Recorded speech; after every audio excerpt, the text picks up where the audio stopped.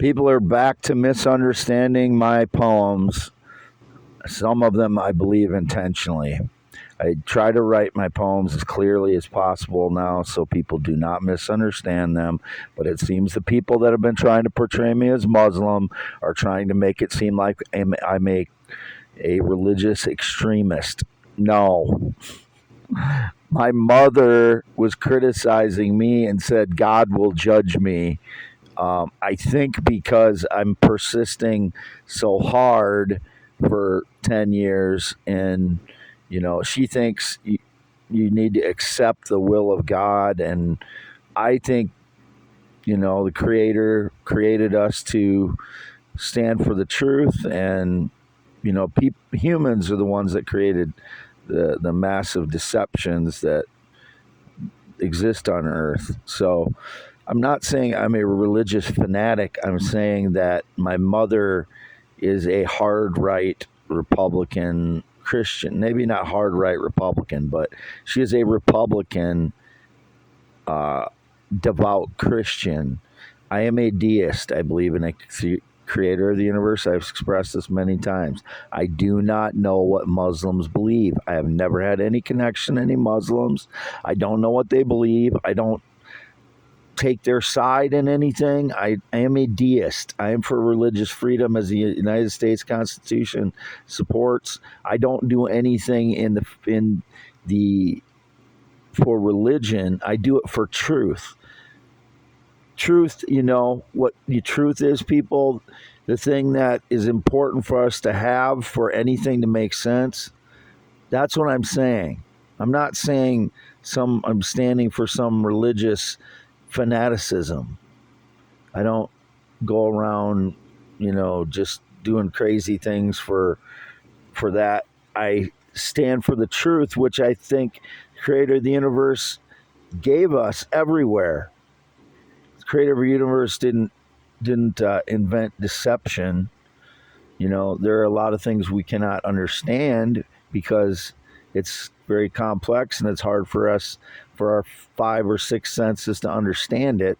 That doesn't mean it's deceptive. It means it's difficult. If it was easy, it would be boring to try and figure out the complexities of the universe, which that's what I've been doing my whole life. And I'm 52 years old, and that's what I was trying to express before. It's taken me 40 to 50 years old, 50 years to understand things to the point where I can come up with my simple ideas that make more sense than the existing ideas in physics, such as the Big Bang Theory. Big Bang Theory doesn't make any sense, and it's not a scientific theory. It's just a bunch of projections. It's not something you can test. Going back billions and billions of years, you can't test that. But I'm not standing for religious fanaticism. It's, May 18th, 2024 at, did I already say that? 11:32 a.m. And this is only for youtube.com/@IAM WADEHEINEMN. I am home, half mile north of Fairbank, Iowa, on V68. Yesterday I was gone 8:20 a.m. to about 3 a.m. I was out in the field approximately, 9 or 10 p.m. Just trying to relax. As I said, if I'm in my home, I don't relax because I can hear the frauds driving by. I saw them driving by from the field. I could see some of them. One of them looked like the car they called this person called Love, like a chubby white guy with a short-looking economy car. I don't have any connection to anyone other than my parents the last 5+ years. Never anyone named Love. Never any connection to anyone named Love or who calls themselves Love or whatever that is.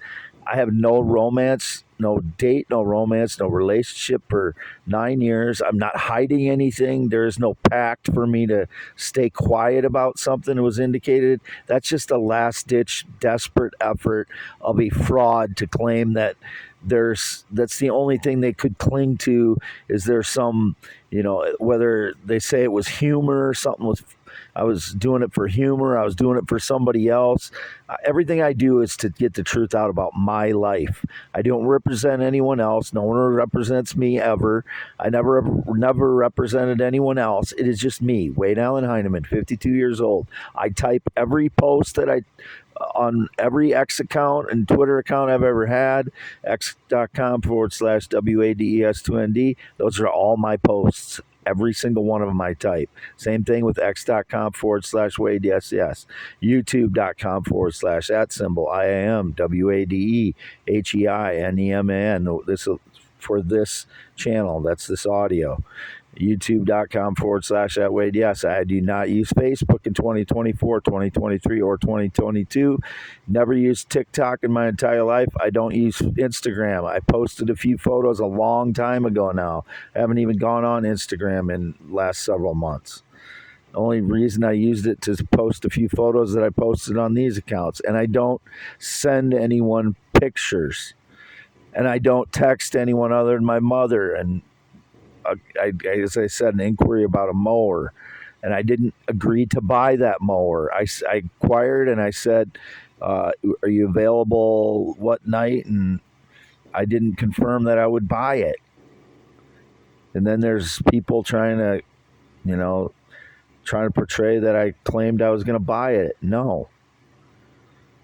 All this stuff happens in an external judgment system that I'm not part of. I don't even, I have to pick it up secondhand and try to defend myself against it when nobody tells me what's going on. I have to try and pick it up by looking at my life. You know how much PTSD that causes every time I have to do that? It's just part of the PTSD. Then, it's indicated I choose a leisurely life over service and mission. No. My life is this way because I've been tortured and I have PTSD. Half the time I look like I'm leisurely. It's because I'm trying to calm myself down because I have PTSD. That should be obvious, but you people do not think of first things first. I have PTSD first. Secondly, I have Havana syndrome 40 to 50% of the time, or I'm recovering from it, or something similar to that due to what I'm being hit with for the last 10 years. That's half my life gone. You know how much half your life gone takes away from your progress in life? It puts you backwards. You don't move forward 50%. You go backwards if you're not getting that 40 to 50% that you're being tortured with sonic attacks and such. It's putting you in the hole all that time because you have to try and, obviously my life's a mess. Look at the existence I live in. Look at 2016, 17 when I had a very well cut lawn and I looked a lot better at time. I mean, in general, I looked, more not ragged in 2016, 2017. That's why I look like a different person then. My life's been tortured. I'm a tortured person for 10 years. You know what that does to a person? You have to consider first to have PTSD or nothing, no judgments work. PTSD, Havana syndrome, and then, assess, my progress after that. But really, I don't have, given those things, if someone else in public had any of those things, PTSD or Havana syndrome, they wouldn't be expected to do anything like I'm being expected to do, like a normal person. It's ridiculous. If you applied these rules to some soldier that had PTSD, you wouldn't do it. You wouldn't do it to some government worker that's getting paid $100,000 salary that got hit for a month in Havana. But I've been hit for 10 years, and you're still judging me for every single move I make on every single day. How ridiculous is that? Wade Allen Heineman. While frauds steal my work, my theories, inventions, blogs, and poems, I don't even know who they are. I don't even get that privilege from you people. That's what breaks my heart.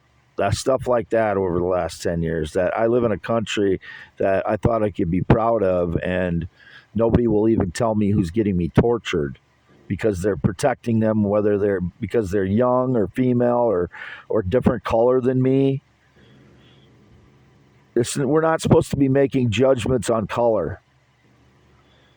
I get frustrated and say something like yesterday, why doesn't somebody just tell me who the black person is since 2016? Because then it would solve all these problems. There was never a problem with me and black people before 2016. It's because this unknown black teacher, whoever that is, started making false claims about my life. Still don't know who she is. And then some black guy singer claiming that my voice is his. Don't know who that is yet. If someone would have told me a long time ago, none of these problems would have developed. I still have nothing against honest black people or honest white people or honest any color people. I'm attracted to any race of women, and I would treat them exactly the same as anyone else. The only time I ever treated somebody differently was because my parents come from a different generation. I wanted to, and I really, my mother complains that I don't introduce anyone to her along any of the 14 women. I only probably 4 of them out of the 14 women I dated, I introduced to my parents. See, maybe 1, 2, maybe 5 out of 14, because my mother was, like most mothers, probably always want to meet who their son's dating, and I understand that, but there are considerations to be made out how long you dated them and how serious it is, how busy you are, stuff like that. And in the case of Aunt Shalita, I introduced her to my brother because I didn't think he would be prejudiced in any way.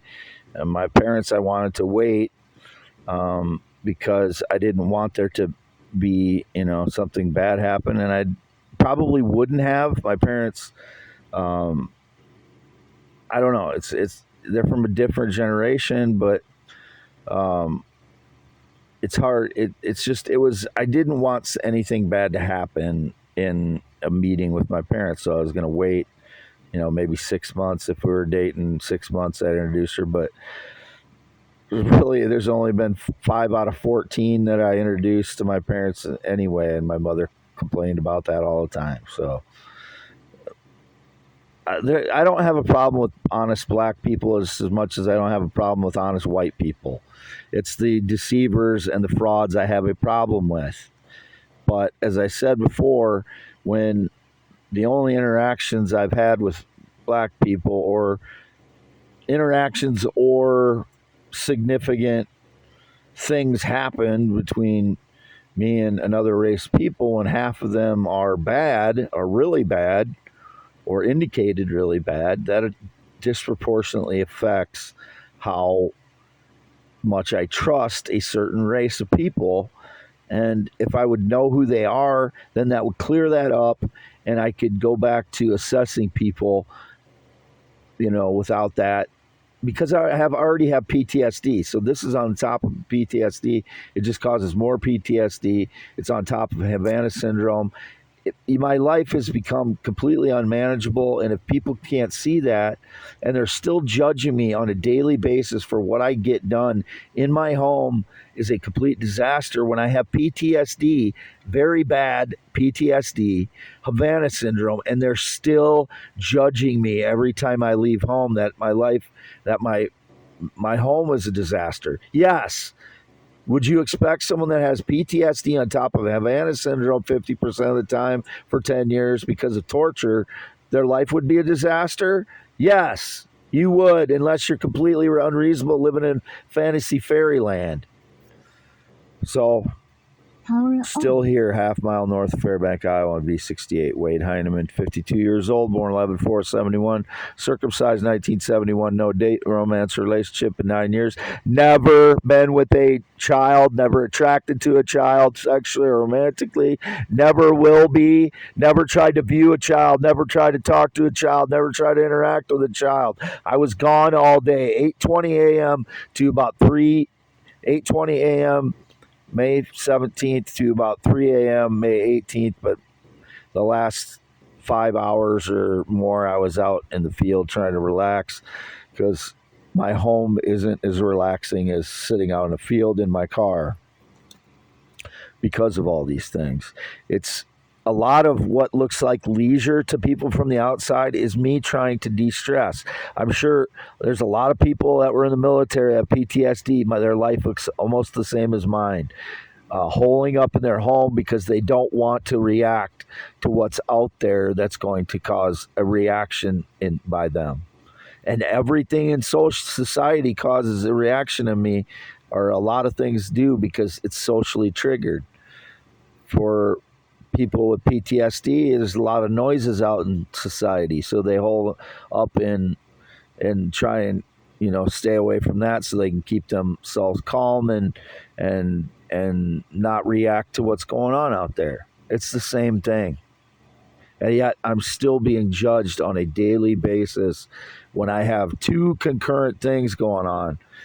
And that's on top of 161 IQ, high functioning autism. And the 161 IQ is not detrimental, but the high functioning autism makes it very difficult for me to understand certain social situations. I get confused and don't catch on until a couple days later at times without having PTSD or Havana syndrome. And then you add those two things, and I don't even have time to process what the social things are sometimes. I'm kind of socially stupid sometimes, and it's embarrassing. It's not embarrassing. It's a little bit humiliating to have high functioning autism because I can't put things together sometimes that I want to put together and that I know I'm smart enough to put together, but socially I'm not smart enough to put together sometimes. So I may seem like an innocent, like a naive child sometimes socially, because I have to try and look on the I have to try and look on the positive side of things because I can't figure it out. So if I can't figure it out, at times I'll try and give people the benefit of the doubt many times over because I can't figure out the situation. Or because of PTSD, I'll jump to judgment. And it's not only black people, it's just that has started to, become more of a trust issue because since 2016, the unknown black female teacher that was featured in many commercials and ads, she is a profile of a person. I just don't know who it is. A skinny black woman with bushy hair. I still don't know who it is. But it was all over everything, and that's what I pick up is patterns. So I know is a skinny black woman that referred to herself as a teacher. She had no connection to me. And then more recently, it's been indicated a black male trying to claim some of my singing voice when they hack my mic at home while I'm singing along to YouTube. So that has continued the distrust. And I do not distrust black people, honest black people, and I don't distrust honest any color people. But it becomes a complicated situation when you have PTSD, socially integrated PTSD that is pervasive and well entrenched, and on top of Havana syndrome, 50% of the time I don't even know what's going on. Maybe 20 to 25% of the days, since 20% of the days in the last 10 years from Havana syndrome and other types of attacks, I'm out of it. And it's been reflected in my audios at times. It doesn't sound like it makes sense at times. I was flailing on one of my recent audios. I was trying to explain how my learning works associatively, and I just did a poor job of it because I'm not always in it. I'm not always connected like I normally would be if I'm not getting hit with sonic attacks for 10 years and other types of attacks. I forgot why I started this audio, but it's in the beginning of the audio, so you can refer back to it. I'm Wade Allen Heineman, 52 years old, born 11/4/71. Graduated Wapsie Valley High School in 1990. Still half-mile north of Fairbank, Iowa, on V68 in the mobile home. 10.7-inch hands, 6'1". Not tried to meet anybody since 2016. So whoever that is a criminal. Not been outside the USA since 2002. Not been outside the state of Iowa in the last 2 years. Not been on a plane or jet since 2011. I do not speak for anyone else and never have. Nobody else has spoken for me and never has. I type everything on all my accounts. I do all my own posting. The messages are and messaging is for me and my life, the truth about my life. There is no bestie, never has been. There is no connection to anyone else other than my parents, Jerry and Lois, at the Red and White Barn Home for the last 5+ years. Nobody else. Anyone else is staging lies. And again, I was gone yesterday, 8:20 a.m. to about 3 a.m. this morning. And last 5 hours out in the field trying to keep myself calm, get myself calm because of PTSD. And I am not a religious extremist. That was what I started with. My mother is a very staunch Christian, and she tries to lay that God is going to judge me on me. And I view God as the ultimate valuer of truth, the one that put the truth out there and I know nothing. I can't fathom the creator of the universe. So I do what I can to adhere to, the truth. And I believe if the creator of the universe has control over my soul after I die, I believe that. And until that time, I fight for my soul because I believe living in truth keeps my soul right with me, and I know it does. So that's what I continue to do. My mother doesn't understand my way of thinking. I understand her way of thinking, but she can't. Her part of her personality is she cannot empathize very well, and it's part of her birth sign. I'll just leave it at that. I'm not going to say what her birth sign is, but it's hard for them to empathize with people. And I think over time I've helped her do that, but I don't want to take too much credit for it. I don't want to make it sound like, just like the thing with the hero thing. I would rather not be viewed as a hero. I want people to understand the truth. As much as I can tell of it, that's what I want people to know is the truth. And if they see me as a hero, I'm kind of uncomfortable with it because it's hard to live up to that when you're telling the truth about everything. You feel like you're letting people down all the time, and I don't want to feel that way. So, if people are going to see how they see you, and I'll try not to reject people if they see me that way, but it's really hard to maintain that when all I want to do is for people to understand the truth, not especially, about everything, including all the lies and all the theories that I come up with, all the theories.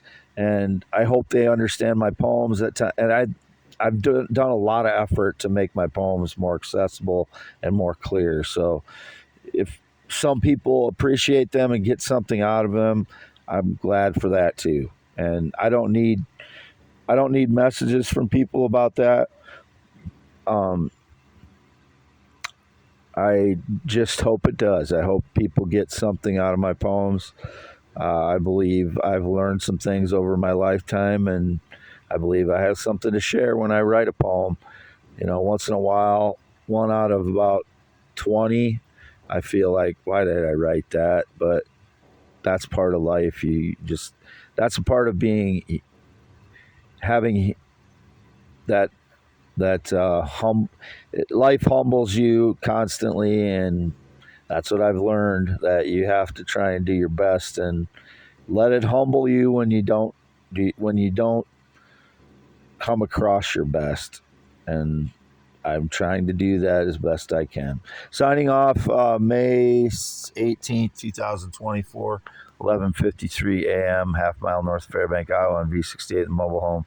Red Prius outside.